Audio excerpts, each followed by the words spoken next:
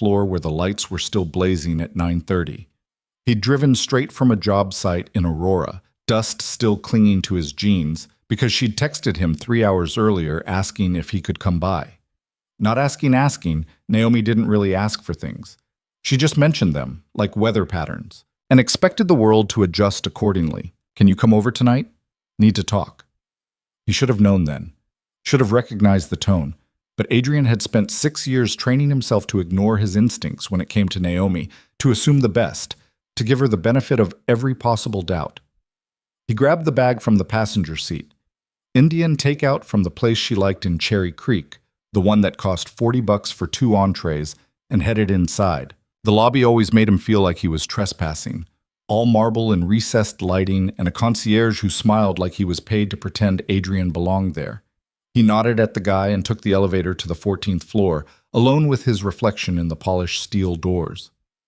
32 years old, dark hair that needed a cut, tired eyes, work boots that left faint scuff marks on the floor no matter how carefully he stepped. Naomi answered the door in black slacks and a silk blouse, barefoot, hair pulled back. She looked beautiful. She always looked beautiful. That had never been the problem. "Hey," he said, holding up the bag. "Got your favorite." She glanced at it, then back at his face, and something in her expression made his stomach drop. "Thanks," she said quietly. "Come in." The apartment was immaculate, as always.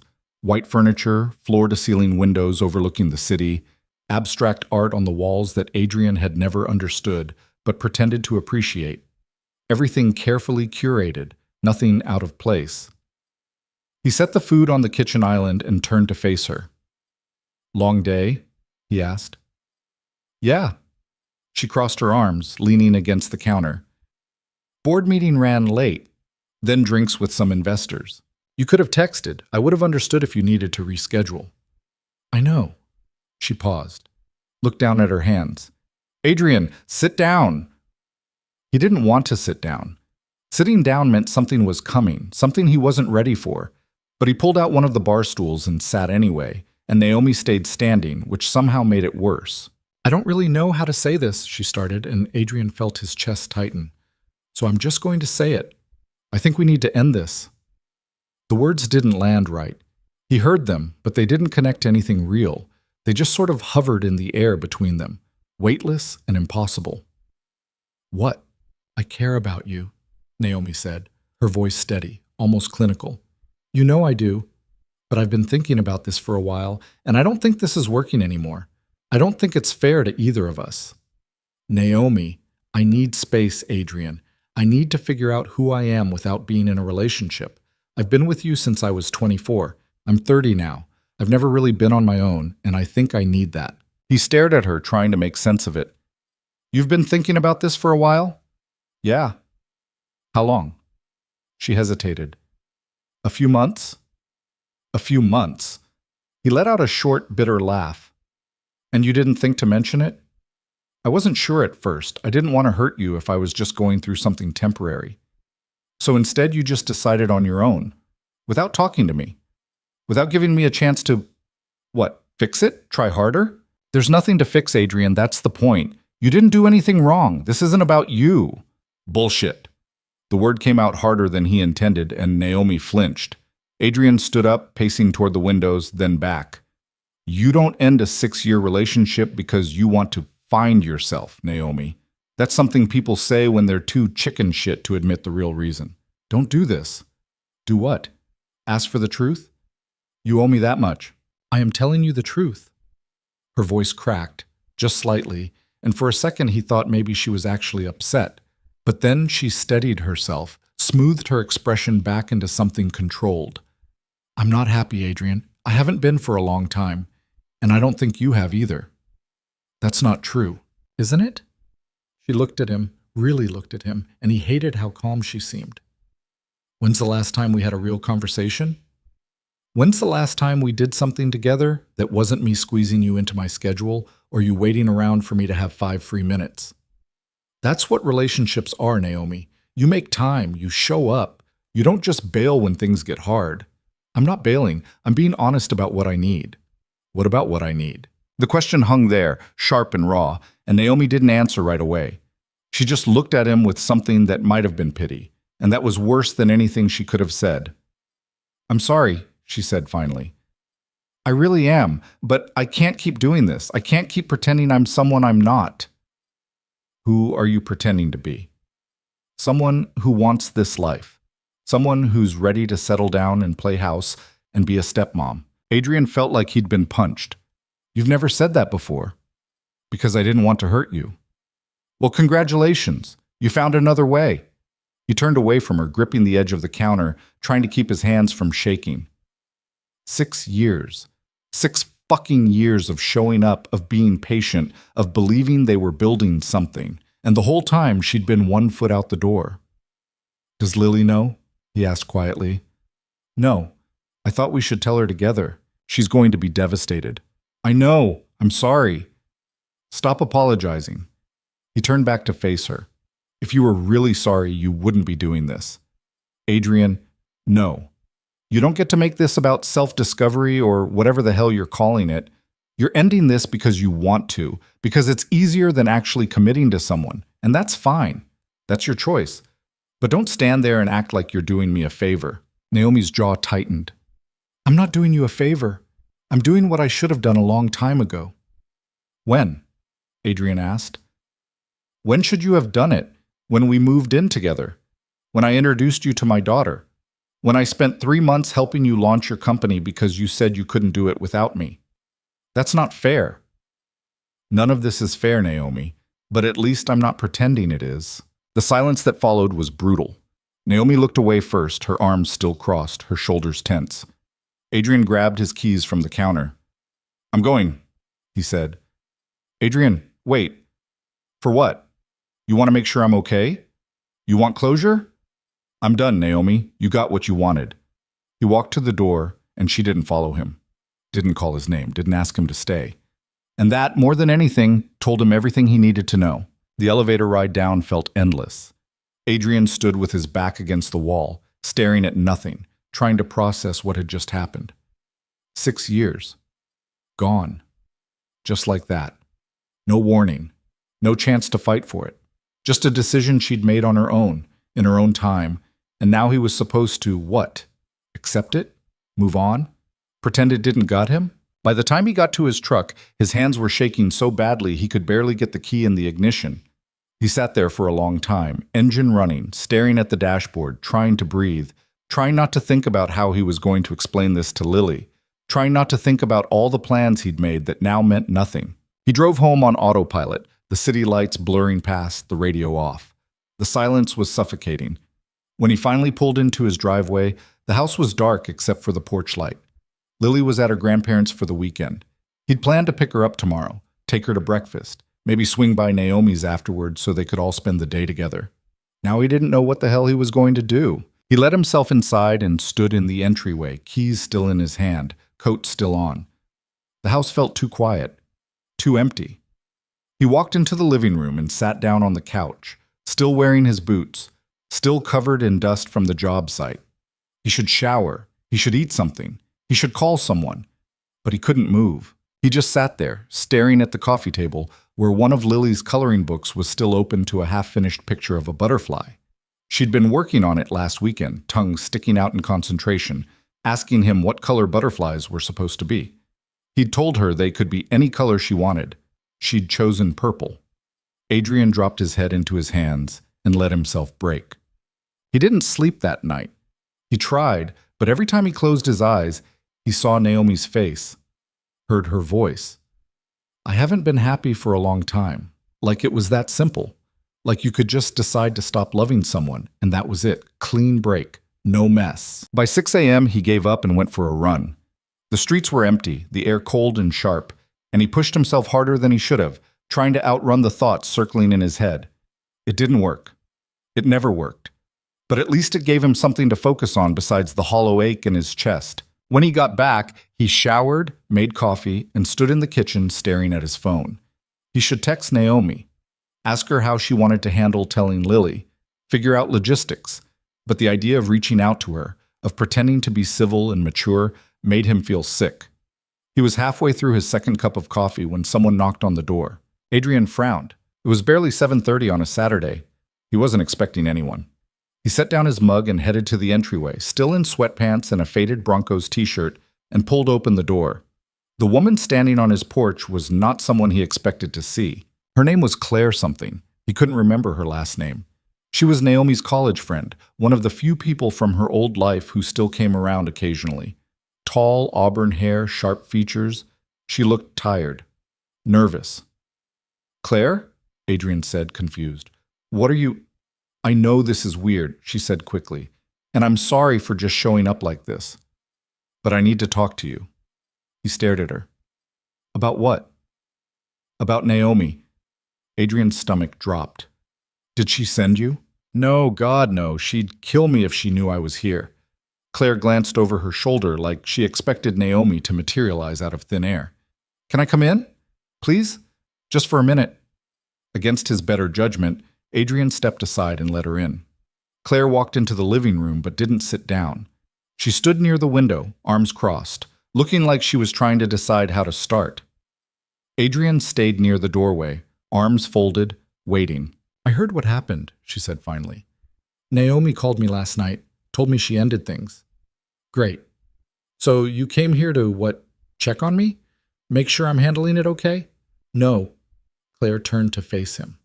"I came here to tell you the truth, because she never will." Adrian frowned. "What are you talking about?" Claire took a breath. "Naomi didn't break up with you because she needs to find herself. She broke up with you because she met someone else." The words hit him like a sledgehammer. "What?" "His name is Ryan. He's a venture capitalist.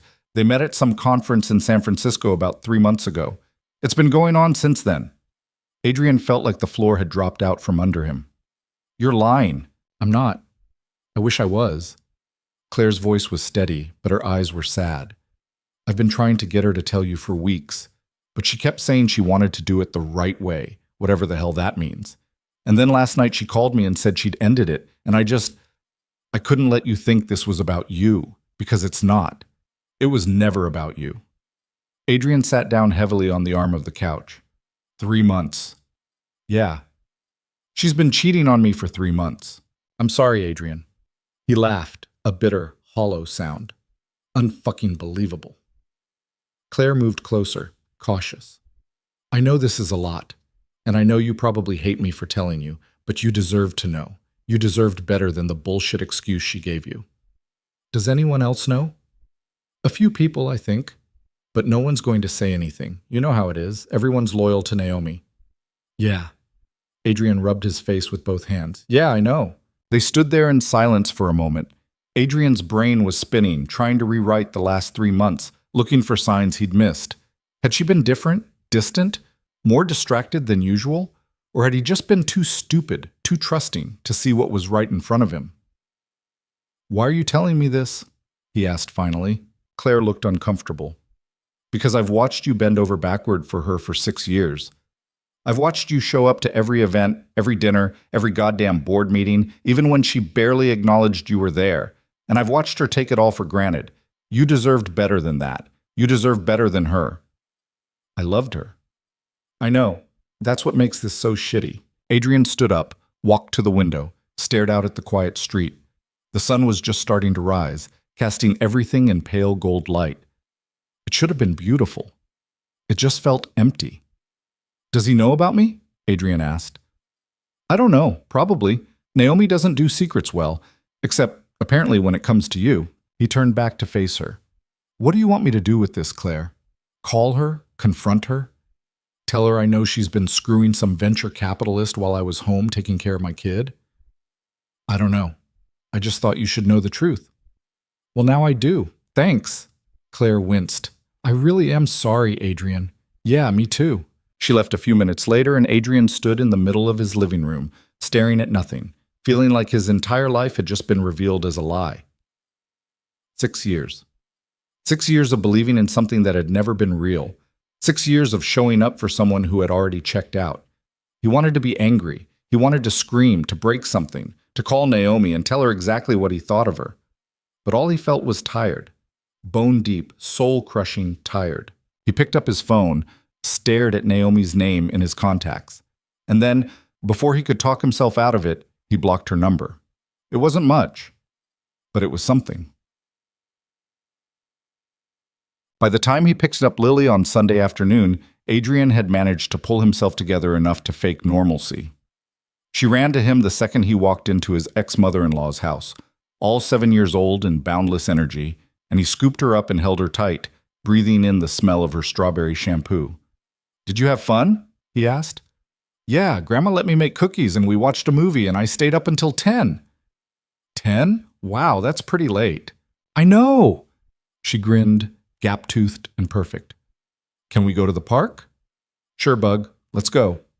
They spent the afternoon at the playground near their house, Lily racing from the swings to the slide to the monkey bars, and Adrian sat on a bench nearby, watching her, trying to figure out how the hell he was going to tell her that Naomi wasn't going to be part of their lives anymore. She'd adored Naomi, called her Nomi, because she couldn't quite manage the full name when she was younger, and it had stuck. She talked about Naomi constantly, asked when they were going to see her, drew pictures for her that Naomi would glance at and say were beautiful before setting them aside and forgetting about them. Lily didn't know that Naomi had never fully committed, that she'd always kept one foot out the door, that she'd smiled and played along but never really meant it. How do you explain that to a 7-year-old? Adrian didn't have an answer. By the time they got home, Lily was exhausted. She fell asleep on the couch halfway through a Pixar movie, and Adrian carried her to bed, tucked her in, and stood in the doorway watching her sleep.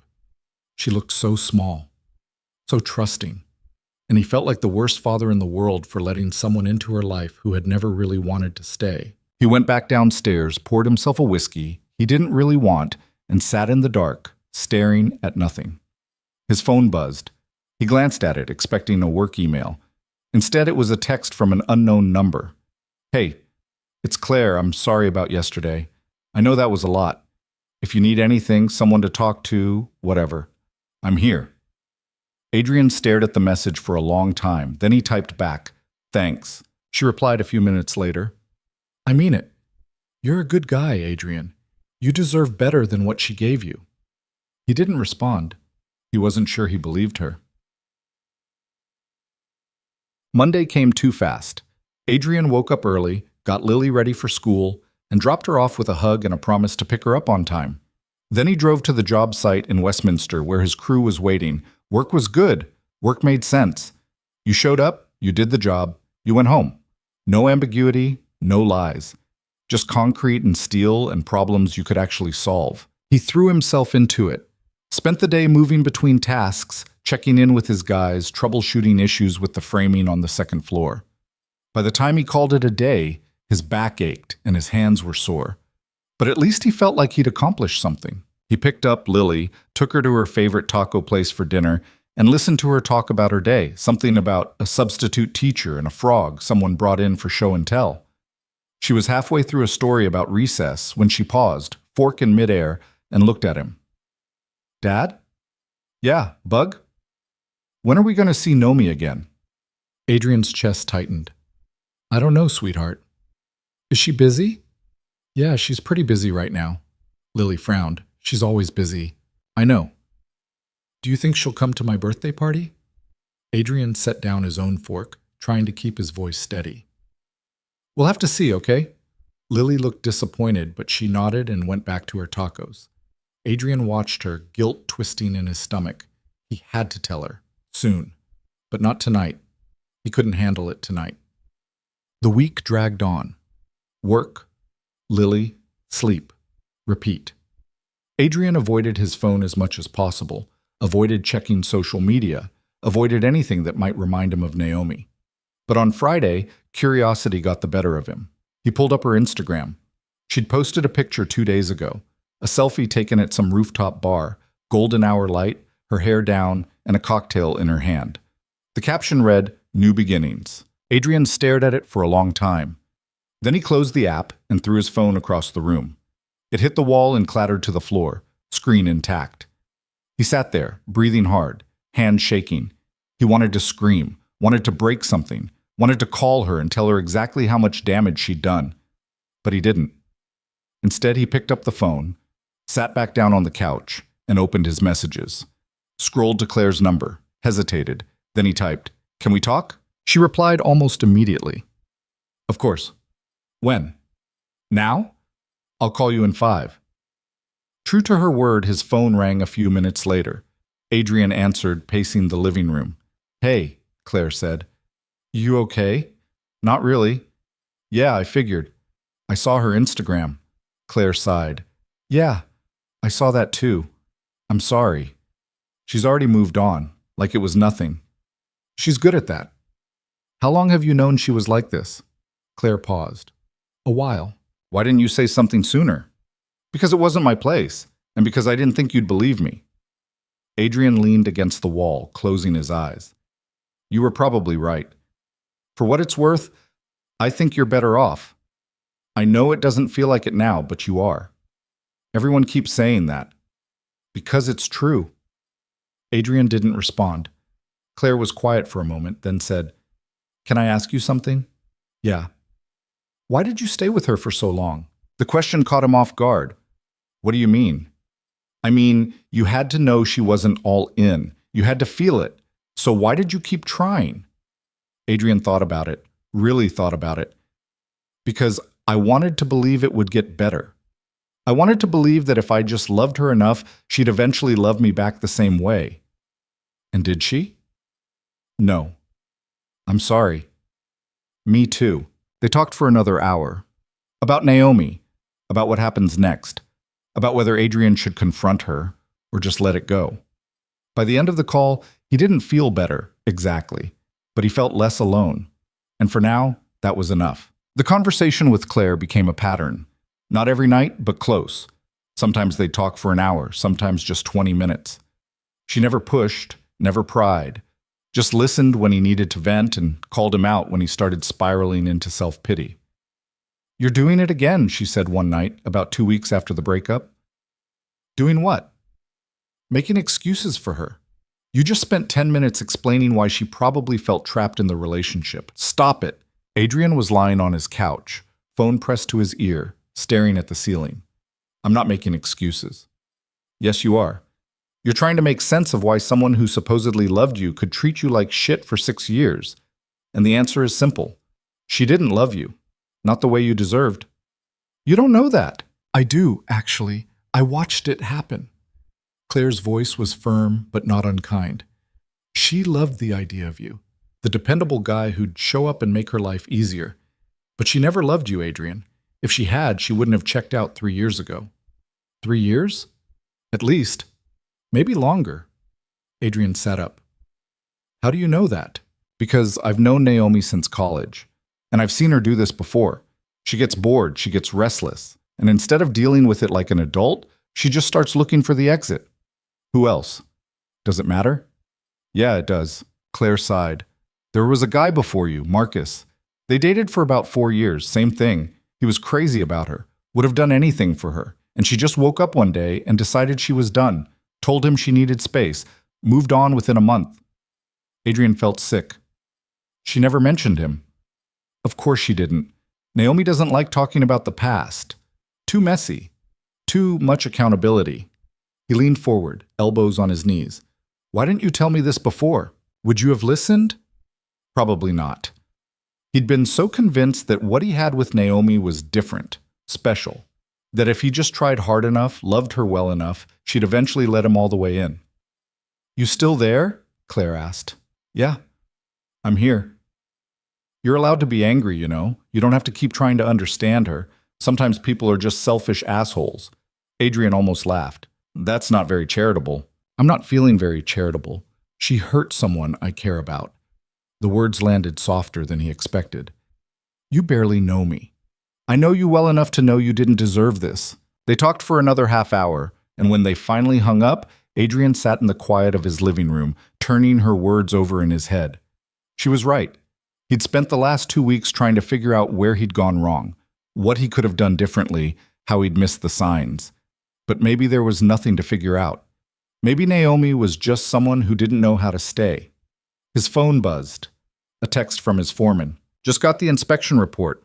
We're clear for the next phase. Good job today. Adrian typed back a quick thanks and set the phone down.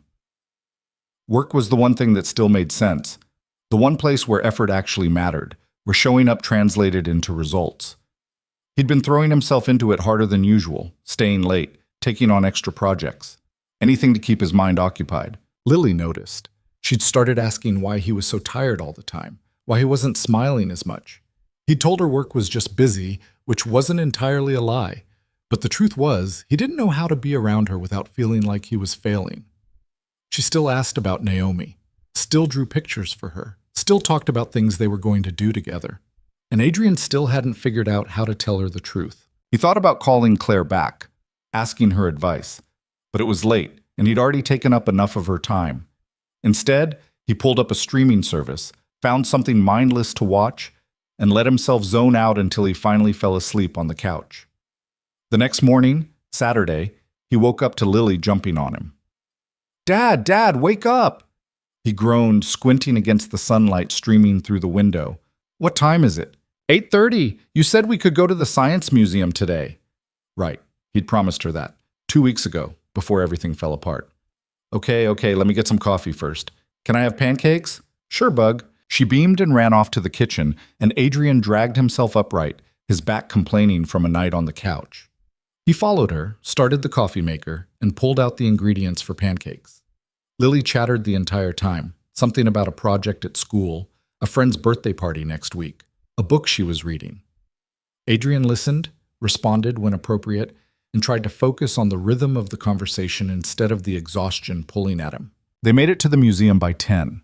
Lily was ecstatic, dragging him from exhibit to exhibit, asking a million questions he didn't always know the answers to. He watched her press her face against the glass of the dinosaur displays, eyes wide, and felt a pang of something that might have been gratitude. At least she still had this. At least she still had him. They were in the planetarium sitting in the dark while a narrator explained the life cycle of stars, when Lily leaned over and whispered, "Dad? Yeah? Are you sad?" Adrian looked down at her, barely able to make out her face in the dim light. "Why do you ask that?" "You've been different lately, quieter." He put his arm around her, pulled her close. "I'm okay, Bug.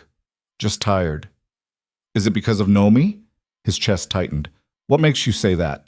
We haven't seen her in a really long time, and you don't smile when I talk about her anymore." Adrian didn't know what to say. The narrator's voice droned on, something about supernovas, and he sat there in the dark with his daughter tucked against his side, trying to figure out how to be honest without breaking her heart. "Nomi and I aren't together anymore," he said finally. Lily pulled back to look at him. "What do you mean?" "I mean, we're not dating. We're not going to see her as much." "Why not?" "Sometimes people decide they're better off as friends." "But I thought you loved her." "I did." He paused. "I do. But it's complicated, sweetheart." "Did you have a fight?" "Not really. We just realized we wanted different things." Lily was quiet for a long moment. Then, in a small voice, she said, "Does that mean she doesn't want to see me either?" "I don't know. Maybe. I'm sorry, Bug." "I'm sorry." She didn't say anything else, just turned back to the screen where stars were exploding in slow motion, and Adrian felt like the worst father in the world. They stayed for the rest of the show, but the magic had gone out of the day. Lily was quieter on the drive home, staring out the window, and Adrian didn't know how to fix it. He wanted to tell her it wasn't her fault, that Naomi's decision had nothing to do with her. But how do you explain that to a kid? How do you make them understand that sometimes people leave, and it has nothing to do with how much you love them? When they got home, Lily went straight to her room. Adrian stood in the hallway debating whether to follow her, and then his phone rang. "Claire," he answered. Hey, how's it going?" "I just told Lily about Naomi." "Oh, how'd she take it?" "Not great." He walked into the kitchen, leaned against the counter. "She asked if Naomi doesn't want to see her anymore. I didn't know what to say." "What did you say?" "That I don't know, which is the truth." Claire sighed. "You want me to come over?" "You don't have to do that." "I know, but I'm offering." Adrian hesitated. He didn't want to be a burden, didn't want to drag Claire deeper into his mess. But the idea of sitting alone in his house, knowing Lily was upstairs upset and not knowing how to help her, made him feel like he was drowning. "Yeah," he said. Okay, if you're sure. I'm sure, give me 20 minutes. She showed up with ice cream and a backpack slung over one shoulder. Adrian opened the door and she held up the pint. Mint chocolate chip. Figured you could use it. Thanks. He stepped aside to let her in. Lily's upstairs. I don't think she wants to talk to me right now. Can I try? Be my guest. Claire dropped her backpack on the couch and headed upstairs. Adrian stood in the entryway listening to the faint sound of her knocking on Lily's door, the murmur of voices. He felt useless, like he should be the one up there, comforting his daughter. But he didn't have the words, didn't have the energy. He went into the kitchen, put the ice cream in the freezer, and made coffee he didn't need. By the time Claire came back down, he was sitting at the table, staring at the wall. She's okay, Claire said, pulling out a chair and sitting across from him. Upset, but okay. We talked for a bit. What'd you say? That breakups suck. That it's not her fault. That you still love her more than anything. Adrian looked at her. Did she believe you? I think so. Claire reached across the table, squeezed his hand. She's a smart kid. She'll be okay. I don't know how to do this. Do what? Be enough for her. I feel like I'm failing at everything. You're not failing. You're going through something really hard, and you're still showing up for her. That's what matters. Adrian pulled his hand back, rubbed his face. I keep thinking about all the things I should have seen, all the ways I should have known this was coming. Stop. You can't do that to yourself. Why not? It's true. I ignored every red flag because I wanted to believe it was real. It was real. For you. That's not nothing. It wasn't enough. Claire leaned back in her chair, studying him. Can I tell you something? Sure. You're so busy trying to figure out what you did wrong that you're missing the actual problem, which is that Naomi's incapable of giving anyone what they need. It's not about you. It never was. Then why does it feel like it is? Because you're a good person, and good people always assume the problem is them. Adrian didn't respond. Claire stood up, walked over to the coffee maker, poured herself a cup without asking. She leaned against the counter, watching him. I know you don't want to hear this right now, she said, but you're going to be okay. Not today, maybe not next week, but eventually. How do you know?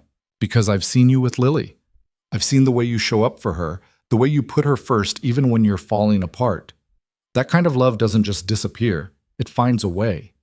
Adrian wanted to believe her, but sitting there in his kitchen, exhausted and hollowed out, he wasn't sure he had anything left to give. Claire stayed for dinner. She helped him make spaghetti, coaxed Lily out of her room, and kept the conversation light. By the time she left, it was after 9, and Adrian walked her to the door. Thanks, he said, for coming over, for talking to Lily, for everything. Anytime. She hesitated, then added, You know you can call me, right? Even if it's just to vent, you don't have to do this alone. I know. Do you? He smiled, tired but genuine. Yeah, I do. She gave him a quick hug and left, and Adrian stood on the porch for a moment, watching her car disappear down the street. Then he went back inside, checked on Lily, who was already asleep, and collapsed onto the couch. His phone buzzed, a text from Claire. You're doing better than you think. Don't forget that. He stared at the message for a long time. Then he typed back, Thanks for tonight. Her reply came almost immediately. Of course. That's what friends are for. Friends. The word felt strange. He hadn't had a real friend in years, not since he'd started dating Naomi and slowly drifted away from everyone who wasn't directly connected to her world. He'd told himself it was normal, that relationships required sacrifice. But now, sitting alone in his living room, he realized how isolated he'd become. The next few weeks blurred together. Work, Lily, sleep, repeat. Claire kept checking in, sometimes with texts, sometimes with calls. She never overstayed her welcome, never pushed for more than he was willing to give, just showed up when he needed her and disappeared when he didn't. It was disorienting. Adrian wasn't used to people being present without expecting something in return. One Friday night, about a month after the breakup, Claire asked if he wanted to grab a drink. Just as friends, she added quickly. No pressure, I just thought you could use a night out. Adrian hesitated. The idea of going to a bar, of being around people, sounded exhausting, but the idea of spending another Friday night alone on his couch sounded worse. Okay, he said. Yeah, let's do it. They met at a quiet place in Lohi, the kind of spot that was busy but not loud, where you could actually have a conversation without shouting. Adrian got there first, ordered a beer, and sat at a booth near the window. When Claire walked in, she looked different, not dressed up exactly, but put together in a way that made him realize he'd only ever seen her in casual clothes. Hey, she said, sliding into the seat across from him. You beat me here. Traffic wasn't bad. Lucky you. She ordered a glass of wine from the waitress and turned her attention back to him. How was your week?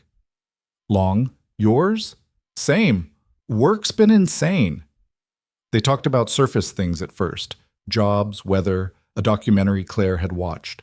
But eventually, the conversation shifted. Can I ask you something? Adrian said. Sure. Why are you doing this? Claire frowned. Doing what? This. Checking in on me, coming over, taking me out for drinks. You didn't have to do any of that. I know I didn't have to. I wanted to. Why? She took a sip of her wine, considering. Because I've been where you are. Not exactly, but close enough. And I remember how much it sucked to feel like I was going through it alone. What happened? Bad breakup. About 3 years ago. Guy I thought I was going to marry. Turned out he'd been lying to me about pretty much everything. She smiled, but it didn't reach her eyes. Took me a long time to trust anyone after that. I'm sorry. Don't be. It taught me a lot. Mostly that I'm stronger than I thought I was. She looked at him. You're stronger than you think, too. I don't feel strong. You wouldn't. Not yet. But you will. They stayed until the bar started clearing out, talking about everything and nothing. When Adrian finally got home, he felt lighter than he had in weeks. Not fixed exactly, but less broken. The next morning, he woke up to a text from an unknown number. Hey Adrian, it's Naomi. Can we talk? His stomach dropped. He stared at the message, heart pounding, and his first instinct was to delete it. Block the number. Pretend he'd never seen it. But he didn't. Instead, he set the phone down, went into the kitchen, made coffee, and tried to decide what the hell to do. Lily was still asleep. The house was quiet. Adrian sat at the table, phone in front of him, and read the message again. Can we talk? About what? What was there left to say? She'd made her choice, she'd moved on, and now what? She wanted closure, forgiveness, to ease her own guilt. He picked up the phone and typed, About what? The response came fast. I know you're angry, and you have every right to be, but I think we should talk. For Lily's sake, if nothing else. Adrian's jaw tightened. For Lily's sake. Like she'd ever actually cared about Lily, like she hadn't just walked away from both of them without looking back. He typed, You had 3 months to talk. You didn't. I don't see what's changed. This time, the response took longer. I made a mistake. I should have been honest with you from the beginning. I'm sorry. Adrian stared at the words. Waited for them to mean something. They didn't. He typed back, Too late. And then before he could second-guess himself, he blocked the number again. His hands were shaking. He set the phone down, took a breath, and walked to the window. Outside, the world was waking up. People walking dogs, cars pulling out of driveways, the sun climbing higher in a cloudless sky. He'd done it. He'd actually told her no. It didn't feel as good as he'd hoped, but it felt like something. His phone rang. Claire. Hey, he said, answering. Hey, you okay? You sound weird. Naomi texted me. There was a pause. What'd she say? That she wants to talk, for Lily's sake. What'd you say? I told her it's too late. Then I blocked her again. Claire let out a breath. Good. That's good. Is it? Yeah, it is. She doesn't get to decide when she's ready to deal with the consequences. You do. Adrian leaned against the wall, closing his eyes. I thought I'd feel better, telling her off, but I just feel tired. That's normal. You're still processing. It's going to take time. I don't have time. I've got Lily. I've got work. I can't just fall apart. You're not falling apart. You're holding yourself together. There's a difference. She paused. You want me to come over? No, I'm okay. I think I just need to sit with this for a bit. Okay, but call me if you change your mind. I will. They hung up, and Adrian went upstairs to check on Lily. She was still asleep, curled up under her blankets, her stuffed bear tucked under one arm. He stood in the doorway, watching her, and felt the weight of everything settle over him again. He'd spent 6 years believing in something that was never real. 6 years trying to be enough for someone who was never going to choose him. And now he was supposed to what? Move on? Pretend it didn't matter? Act like he wasn't completely hollowed out? But looking at Lily, he realized he didn't have a choice. She needed him, and that meant he had to figure out how to put himself back together, even if he didn't know where to start. He pulled her door halfway closed and went back downstairs. Made breakfast, did the dishes, took a shower. All the normal things that used to feel easy and now felt like climbing a mountain. By the time Lily woke up, he'd managed to shove everything back into the box where it belonged. He made her pancakes, listened to her talk about a dream she'd had, and tried to focus on being present. "Dad?" she said, halfway through breakfast. "Yeah? Are you really okay?" He looked at her, this perfect, perceptive kid who saw through every lie he tried to tell. "I will be," he said. "I promise." She studied him for a moment, then nodded. "Okay." And somehow saying it out loud made it feel a little more possible. The promise Adrian made to Lily that morning turned out to be harder to keep than he'd expected. Being okay wasn't something you could just decide to be. It required work, intentionality, and a willingness to sit with the uncomfortable truth that you'd wasted years on someone who never deserved them. He threw himself into routine. Got up early, made Lily breakfast, dropped her at school, worked until his body ached, picked her up, helped with homework, made dinner, put her to bed. The rhythm of it kept him upright. But it didn't fix anything. Claire kept showing up. Not every day, but enough that it started to feel normal. She'd text him random things, a meme, a song recommendation, a question about whether he'd seen some documentary. Small things that didn't require much from him, but reminded him he wasn't completely alone. 2 weeks after Naomi's text, Claire invited him and Lily to a farmer's market in downtown Denver. "It'll be good for you," she said when he hesitated. "Fresh air, people watching, overpriced organic vegetables. Sounds thrilling. Come on. When's the last time you did something that wasn't work or parenting?" He couldn't remember. "Fine, but if Lily gets bored, we're leaving." "Deal." They met on a Saturday morning, the kind of crisp autumn day where the sun was bright but the air had teeth. Lily was excited, bouncing on her toes as they walked through rows of vendor stalls. Claire bought her a caramel apple, and Adrian tried not to think about how Naomi would have lectured him about the sugar content. "You're doing it again," Claire said, falling into step beside him while Lily ran ahead to look at a booth selling handmade jewelry. "Doing what?" Thinking about her. Adrian glanced at her. "How do you know?" "You get this look, like you're somewhere else." "Maybe I am." "Well, stop. You're here, with us. Be here." He tried. Watched Lily pick out a bracelet made of wooden beads, listened to Claire haggle with a vendor over the price of a jar of honey, bought a coffee from a food truck and stood in the sun, letting the warmth soak into his bones. "See?" Claire said, nudging him with her elbow. "Not so bad.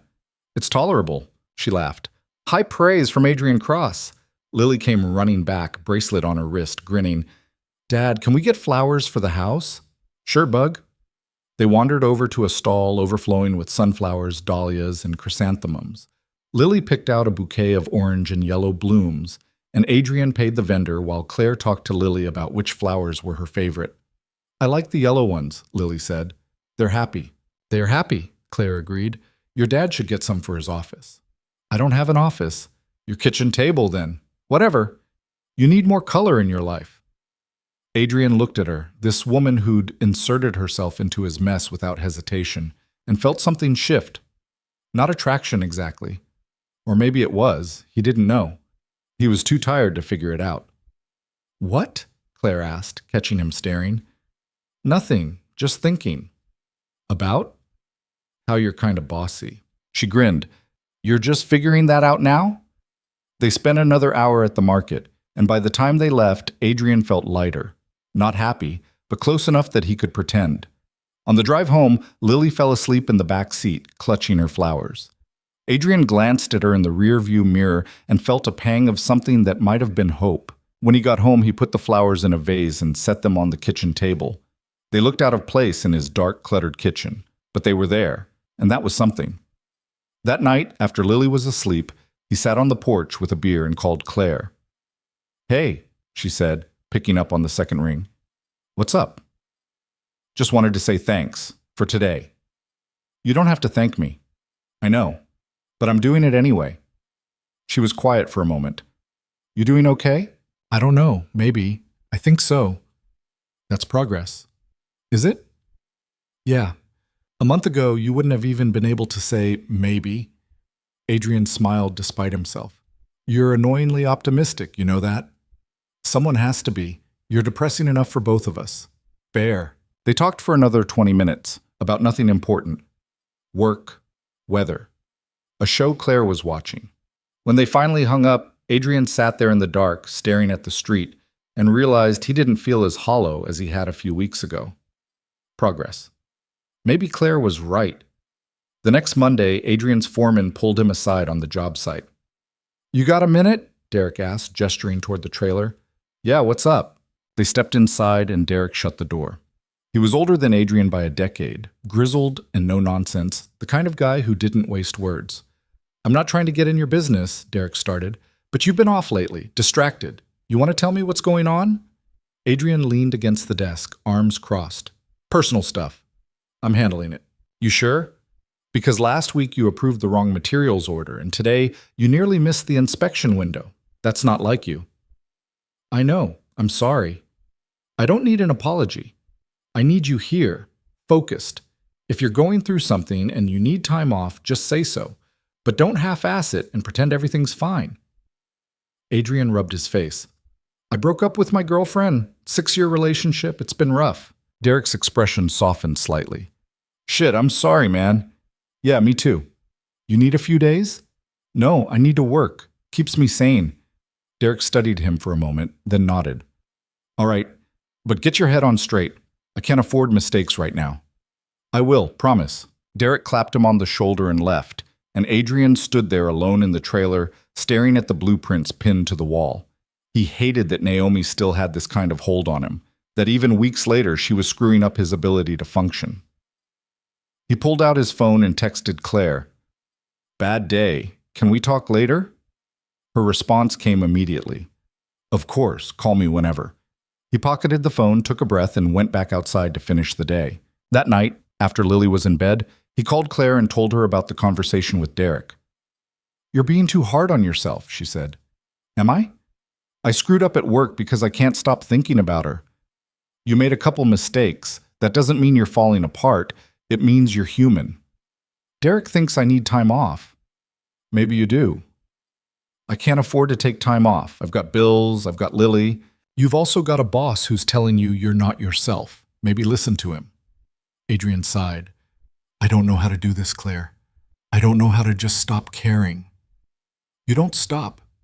You just care a little less every day, until one day you wake up and realize she doesn't take up as much space in your head anymore. And how long does that take?"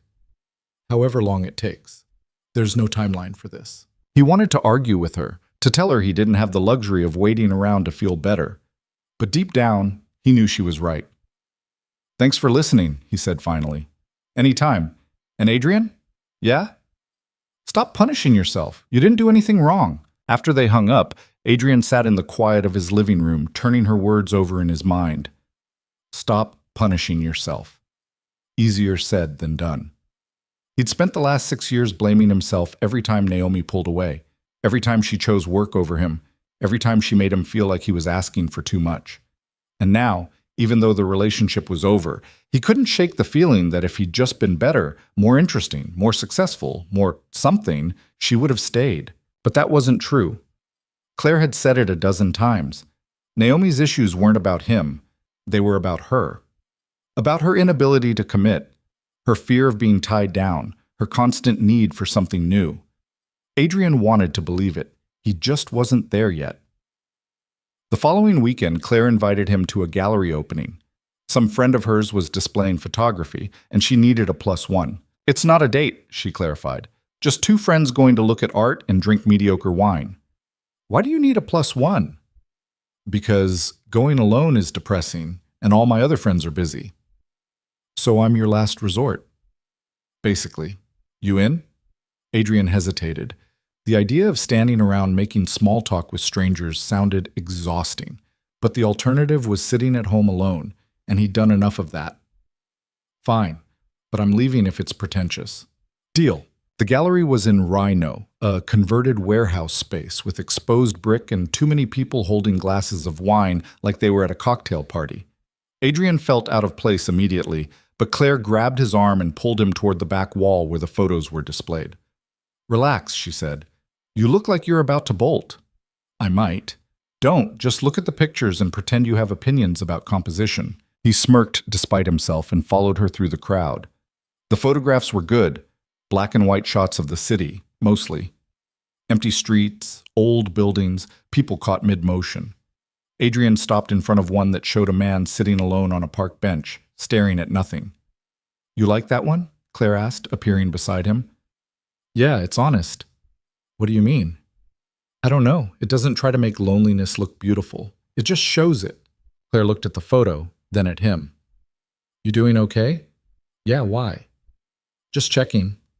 They wandered through the rest of the exhibit, and Claire introduced him to a few people, friends of hers mostly, who were polite but uninterested. Adrian didn't mind. He wasn't here to network. He was here because Claire had asked, and she'd been showing up for him for weeks. The least he could do was return the favor. Afterward, they grabbed dinner at a taco place down the street. It was loud and crowded, and Adrian felt himself relax for the first time all night. Thanks for coming, Claire said, tearing into a carnitas taco. I know that wasn't your scene. It wasn't terrible. High praise. I'm serious. It was good to get out. Good. You need to do more of that. More gallery openings? More anything. You've been in survival mode for weeks. You need to actually live a little. Adrian took a sip of his beer. I don't know if I remember how. Then we'll figure it out together. He looked at her across the table. This woman who'd shown up out of nowhere and refused to let him disappear into his own misery, and felt something crack open in his chest. Not love, not yet, but something close. Gratitude, maybe. Or the beginning of trust. Why are you doing this? He asked quietly. Doing what? All of it. Checking in on me. Dragging me to farmers markets and art galleries. You don't owe me anything. Claire set down her taco, wiped her hands on a napkin. I told you, I've been where you are, and I remember how much it sucked. If I can make it suck a little less for you, why wouldn't I? Most people wouldn't bother. I'm not most people. No, you're not.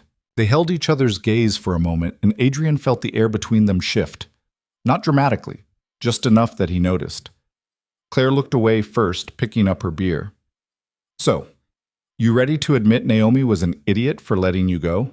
Adrian laughed. Not yet. You will. Eventually. Maybe. Definitely. They finished dinner and Claire drove him back to his truck. When he got home, Lily was already asleep. Her grandparents had watched her for the evening, and Adrian stood in the quiet of his house, thinking about the way Claire had looked at him across the table. He wasn't ready for anything. Not remotely. But for the first time in weeks, he didn't feel like he was drowning. The next few weeks passed in a blur of work and routine. Adrian started sleeping better, started eating actual meals instead of whatever was easiest, started showing up to job sites without the fog of exhaustion clouding his brain. Derek noticed. You look better, he said one afternoon, reviewing the latest inspection report. Feel better. Good. Keep it up. Adrian did, or tried to. There were still bad days, days when he woke up and the first thing he thought about was Naomi, days when he scrolled through old photos and felt the loss all over again.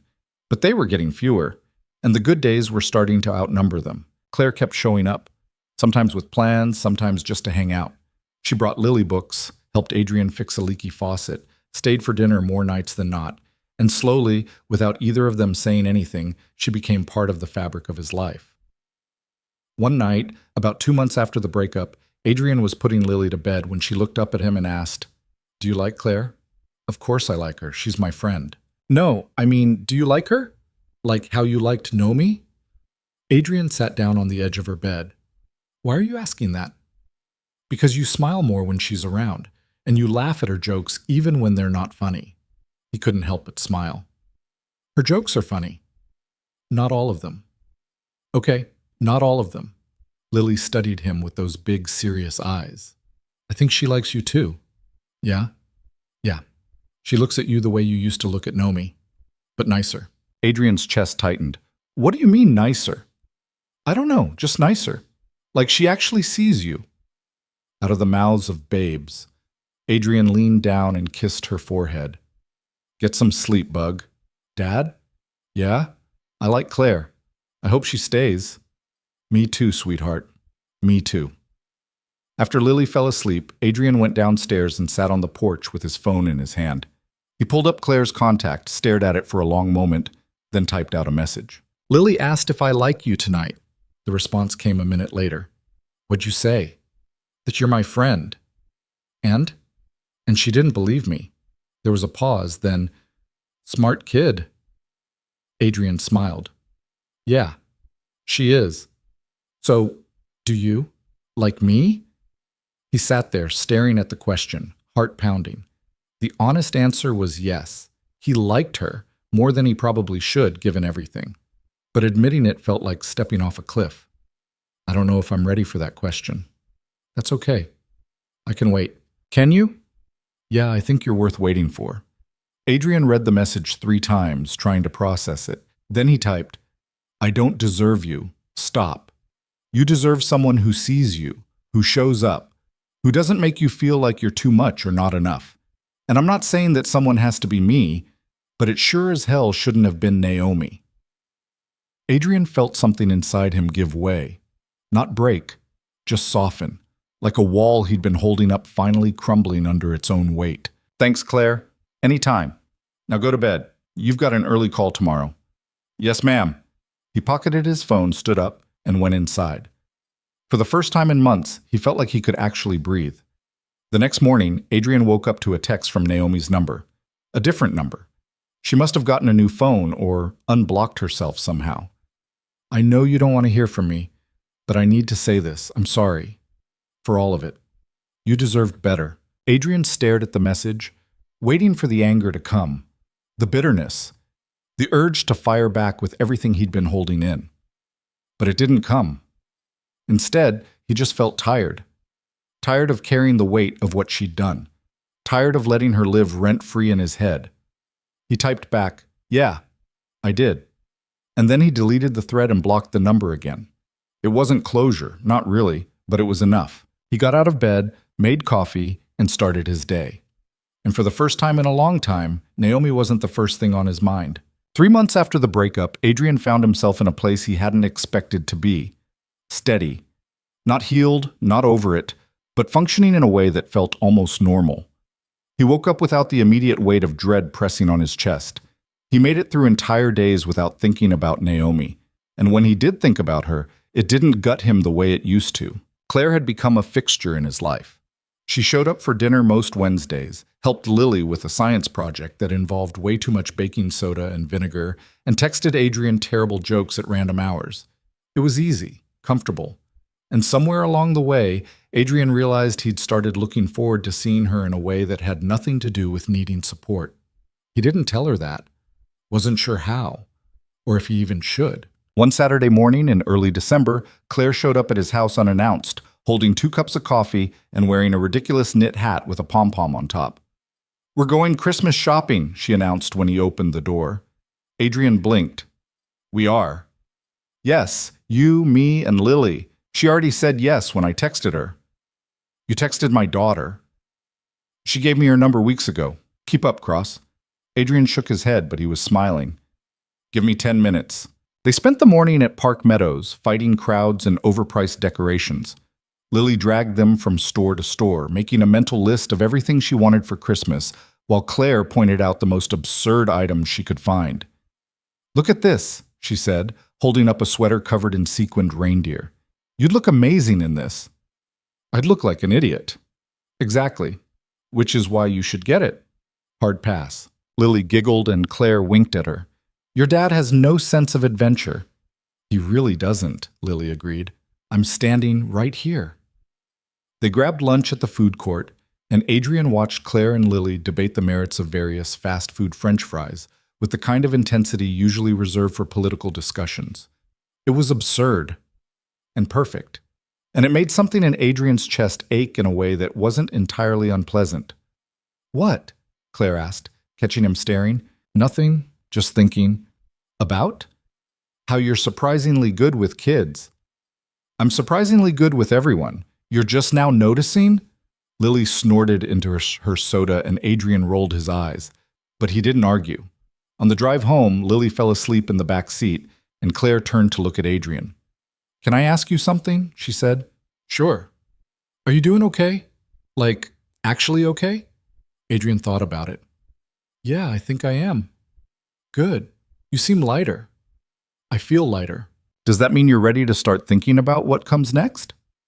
"What do you mean?" Claire hesitated, like she was choosing her words carefully. "I mean, you've spent the last 3 months processing and healing and all that, which is great. But at some point, you're going to have to figure out what you actually want. Not what Naomi wanted, not what you think you're supposed to want, what you want."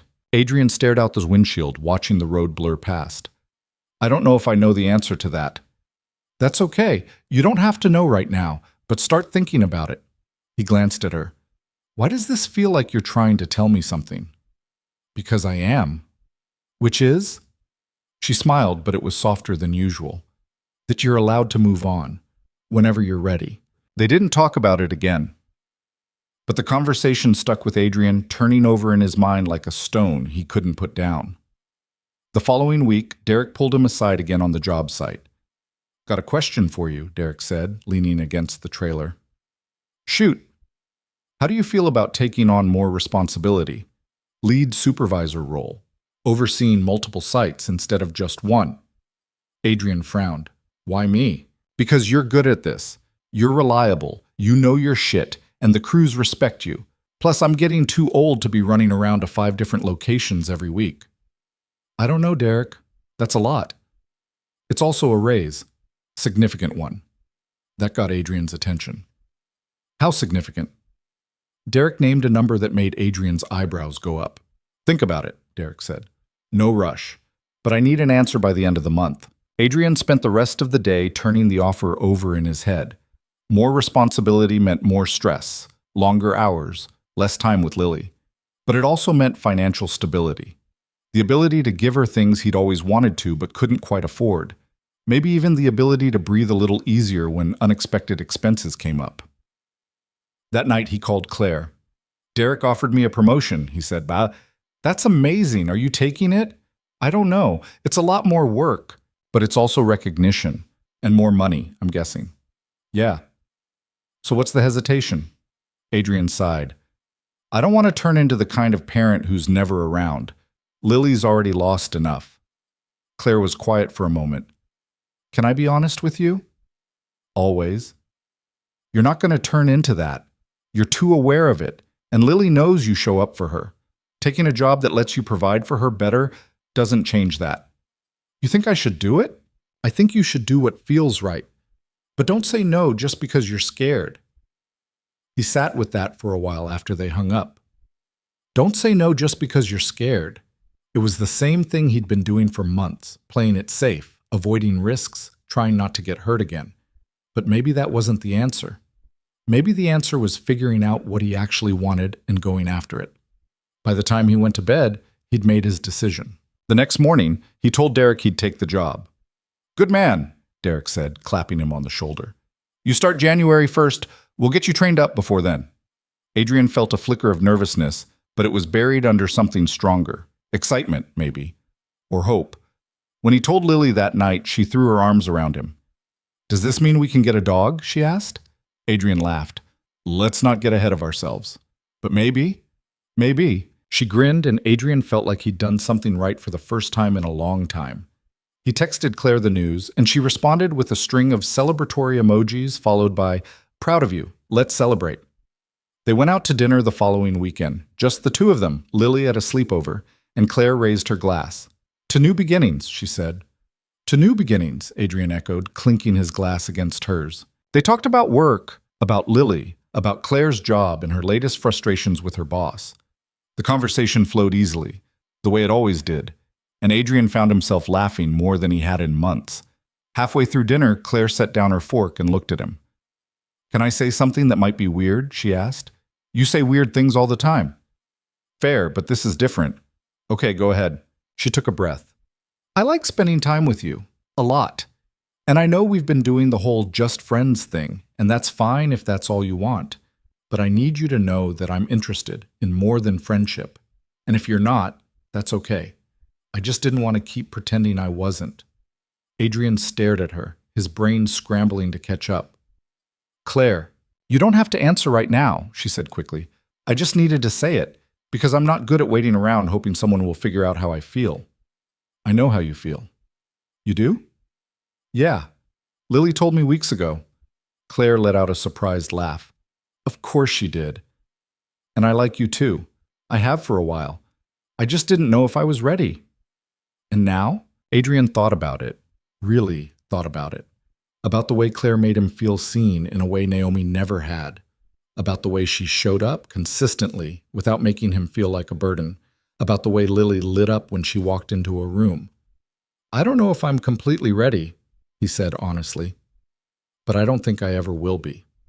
And I don't want to keep waiting for some perfect moment that's never going to come. Claire's smile was slow and genuine. So what are you saying? I'm saying I want to try. If you're willing to be patient with me. I think I can manage that. They sat there for a moment, the weight of the confession settling between them, and then Claire reached across the table and took his hand. For the record, she said, you're doing better than you think. You keep saying that.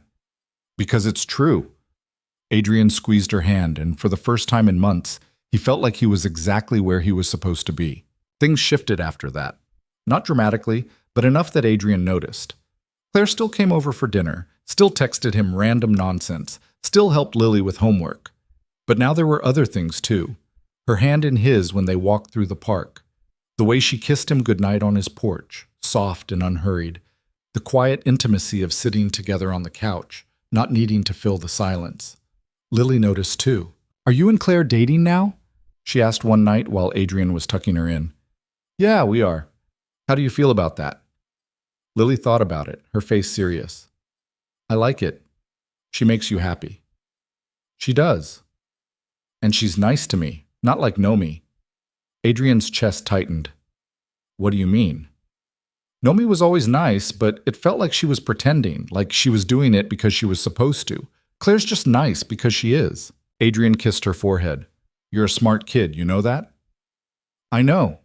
He laughed and turned off the light, leaving her door cracked open the way she liked. Then he went downstairs and called Claire. Lily approves, he said when she picked up. Of what? Us. Well, obviously, I'm delightful. She said you're nice to her, and that it doesn't feel fake. Claire was quiet for a moment. That means a lot.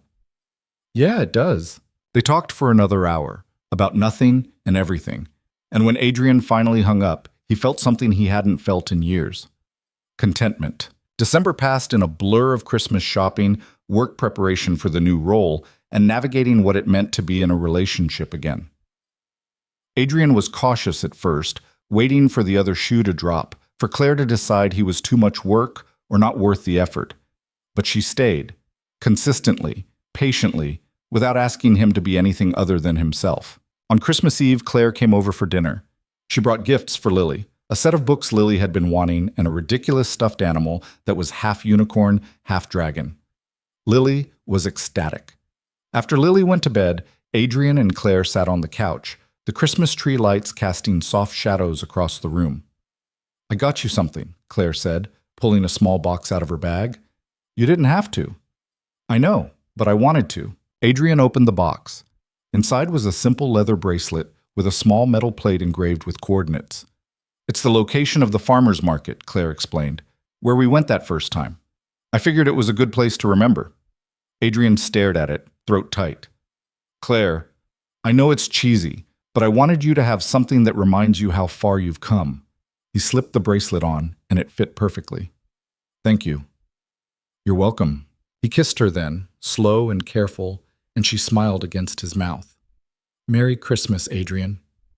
Merry Christmas. They stayed like that for a while, tangled together on the couch. And Adrian thought about how different his life looked now compared to a year ago, how much he'd lost, how much he'd gained. When the new year came, Adrian started his new role. The first few weeks were brutal, learning new systems, managing multiple crews, putting out fires on 3 different job sites in a single day.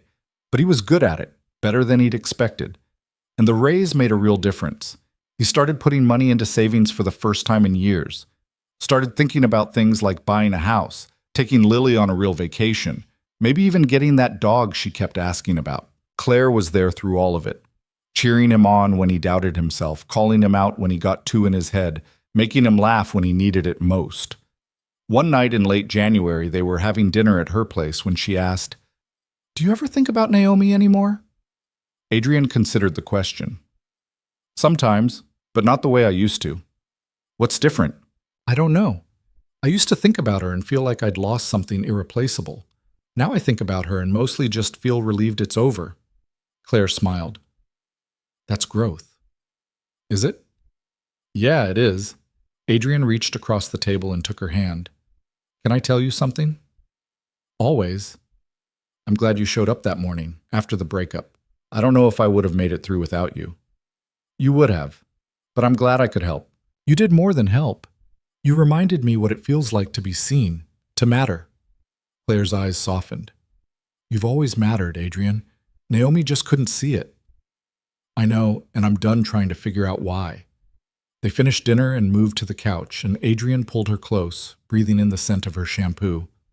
"I love you," he said quietly. Claire pulled back to look at him. "What?" "I love you. I should have said it sooner, but I was scared. And I didn't want to mess this up, but I do. I love you." Her smile was radiant. "I love you too." They kissed, and for the first time in as long as Adrian could remember, he felt like he was home. The weeks that followed were some of the best Adrian had ever had. Work was good.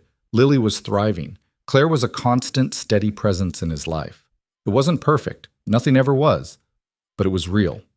And that was enough. One Saturday in February, Claire suggested they take Lily hiking. It was unseasonably warm, and they drove up to Red Rocks, packed sandwiches and water, and spent the afternoon climbing trails. Lily ran ahead, her energy boundless, and Adrian and Claire followed at a slower pace, hands linked. "You ever think about the future?" Claire asked. "Like what?" "Like where you see yourself in 5 years, 10. Adrian thought about it. "I don't know. I used to have all these plans, but they were all tied to someone who didn't want the same things. So now I'm just trying to figure it out as I go." "That's fair. But if you could have anything, what would it look like?" He looked at Lily, scrambling up a rock formation, then back at Claire.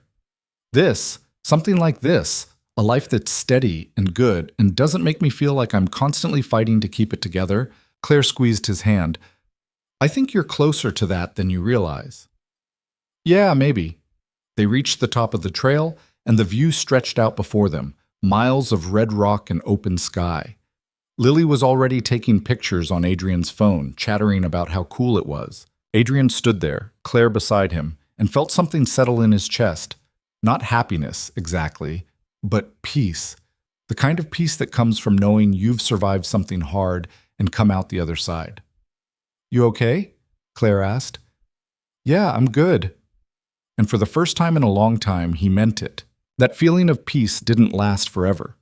Adrian learned quickly that healing wasn't a straight line. It was messy and unpredictable, full of setbacks that came out of nowhere and knocked him sideways when he least expected it.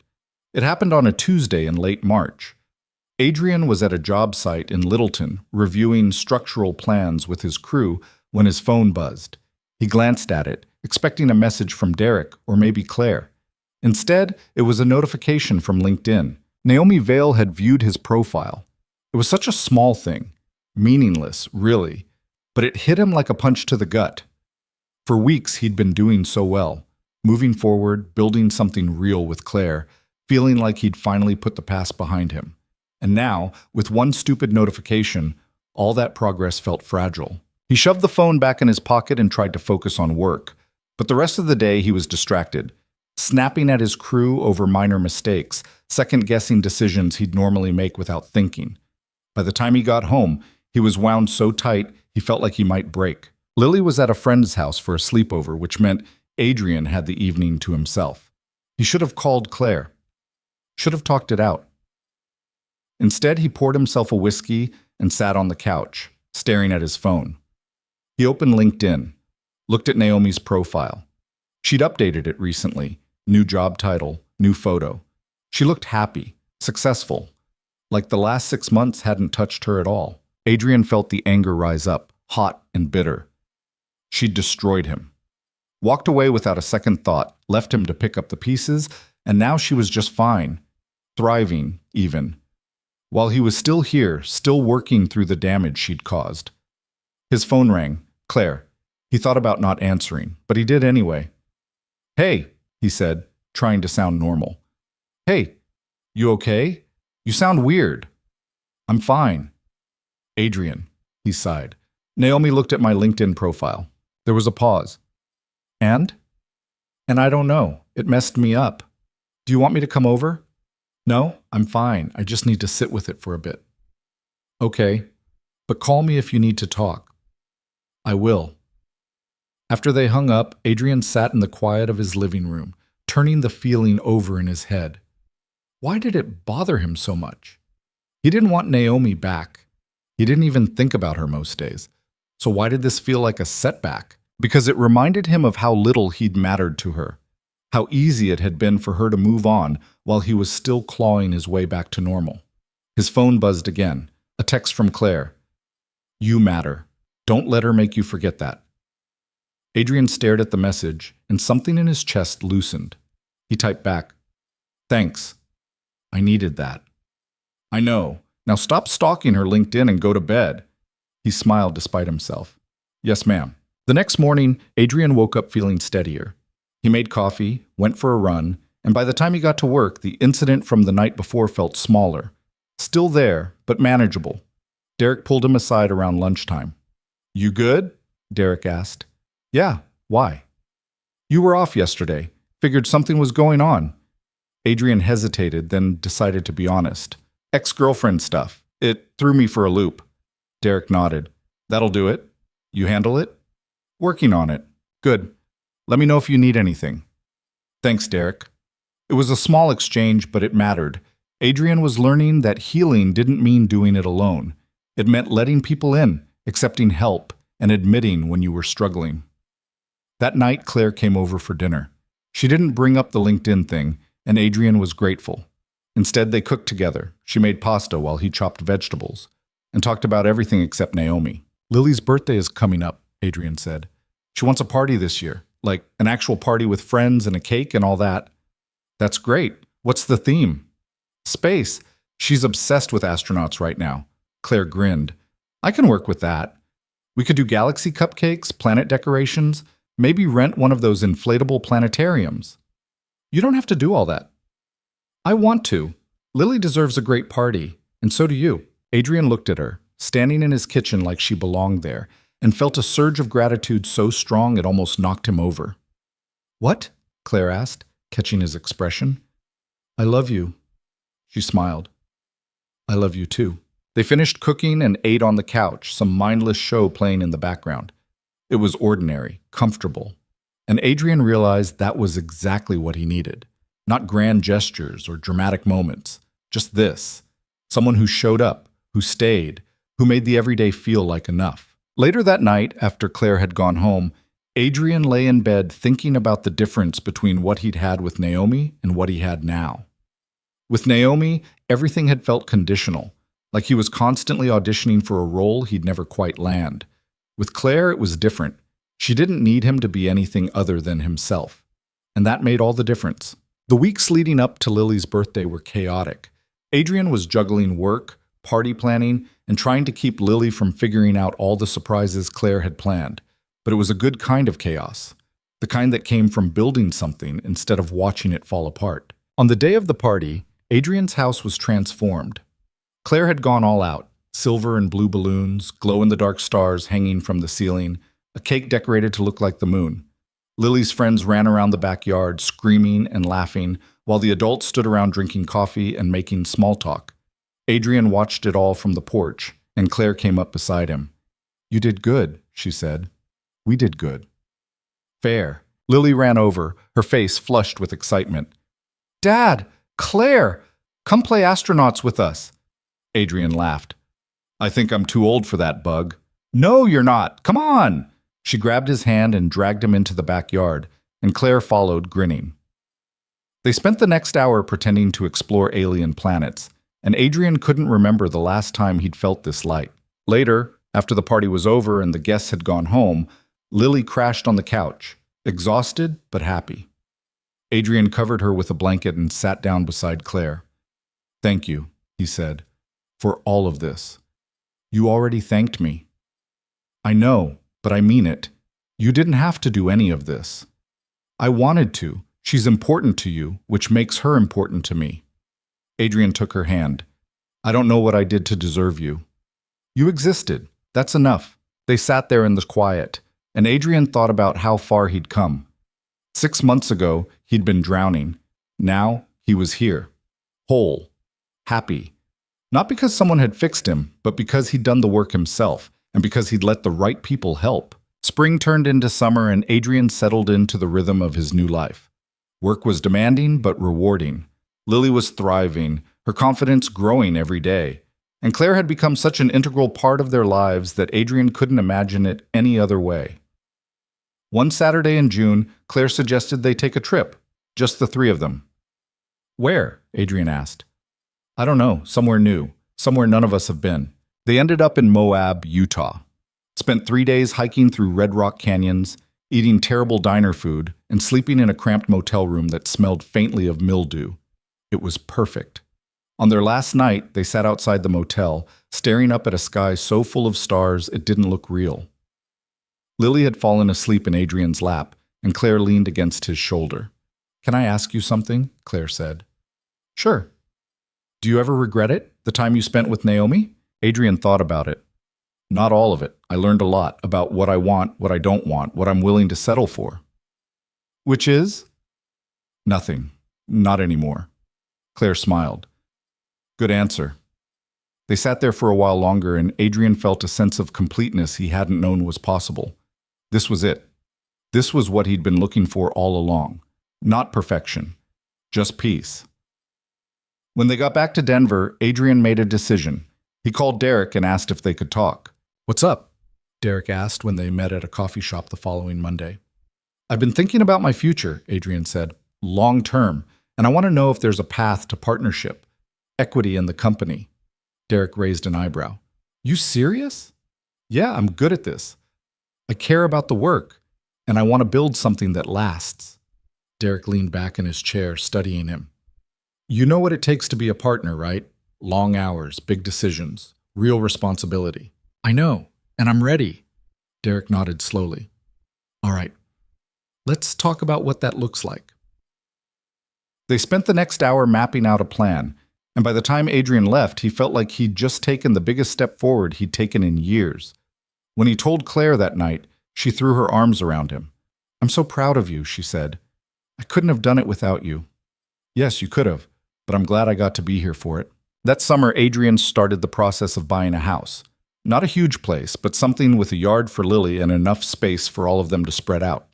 Claire helped him look, and when they found the right one, a 3-bedroom craftsman with a porch and a garage, Adrian knew it was home. They moved in at the end of August. Lily got her own room, complete with glow-in-the-dark stars on the ceiling that Claire insisted on installing. Adrian set up a small office in the spare bedroom, and Claire had a drawer in the master bedroom, even though she still kept her own place. You could just move in, Adrian said one night while they were unpacking boxes. Claire looked up, surprised. Are you asking me to? I don't know, maybe, if you wanted to. She walked over, wrapped her arms around his waist. Ask me properly. Adrian laughed. Claire, will you move in with me and my daughter and put up with my terrible taste in home decor? Yes, obviously. They kissed, and Adrian felt like everything had finally clicked into place. By the time fall rolled around, Claire had officially moved in. It wasn't seamless. There were arguments about closet space, disagreements about whose turn it was to do the dishes, and a memorable incident involving Claire's attempt to cook Thanksgiving dinner that ended with the smoke alarm going off. But it was real. Messy and imperfect and real. One night in November, after Lily had gone to bed, Adrian and Claire sat on the porch with blankets wrapped around them, watching the first snow of the season fall. "Can I tell you something?" Adrian said. "Always. A year ago, I thought my life was over. I thought losing Naomi was the worst thing that could happen to me. And now? Now I realize it was the best thing, because it forced me to figure out who I actually am, what I actually want, and it led me to you." Claire looked at him, her eyes soft. "You would have figured it out eventually, with or without me. Maybe. But I'm glad it was with you." She leaned her head on his shoulder. "Me too." They sat there in the quiet, snow falling around them, and Adrian thought about the journey he'd been on. The heartbreak, the healing, the slow, painful process of learning to value himself again. He thought about Naomi sometimes, but not with anger or longing, just a kind of detached curiosity. She was part of his past, and that's where she belonged. What mattered now was what he was building, a life that was steady and full, a relationship that didn't make him feel like he was constantly fighting to keep it together, a home that felt like an actual home. It wasn't perfect, nothing ever was, but it was his, and that was enough. One Saturday in December, almost exactly a year after he and Naomi had broken up, Adrian took Lily and Claire to the same farmer's market where they'd gone all those months ago. It was cold and crowded, and Lily complained about the weather, but Adrian didn't care. He wanted to be there, wanted to mark the moment. They wandered through the stalls, and Claire bought the same overpriced honey she'd haggled over the first time. Lily picked out another bracelet, this one with blue beads, and Adrian stood there watching them and felt a profound sense of gratitude. "What are you smiling about?" Claire asked, catching his expression. "Nothing, just happy." "Good, you should be." Lily grabbed his hand. "Dad, can we get hot chocolate?" "Sure, Bug." They found a booth selling hot chocolate and stood in line, the three of them huddled together against the cold. And Adrian realized this was it. This was the future he'd been looking for, not some grand, perfect life. Just this. Quiet moments with people who actually saw him, who chose him, who stayed. Later that night, after they got home and Lily was in bed, Adrian sat down with a notebook. He'd been thinking about something Claire had said months ago, about figuring out what he actually wanted. And he realized he'd never really done that, not fully. So he started writing. Not goals or plans, just thoughts. Things he'd learned, things he wished he'd known a year ago. He wrote about how love wasn't supposed to make you feel small, about how being needed wasn't the same as being valued, about how the right person wouldn't make you question your worth. They'd remind you of it. He wrote about the importance of showing up for yourself the way you show up for others, about how healing wasn't linear, and that was okay, about how sometimes the worst thing that happens to you ends up being the catalyst for the best thing. When he was done, he closed the notebook and set it aside. He didn't know if he'd ever look at it again, but writing it down had helped. It had given him a way to process everything he'd been through and see it for what it was. Not a failure, but a lesson. The next morning, Claire found the notebook on the coffee table. "Can I read this?" she asked. Adrian hesitated, then nodded. "Yeah, go ahead." She sat down and read through it, her expression thoughtful. When she finished, she looked up at him. "This is really good, Adrian.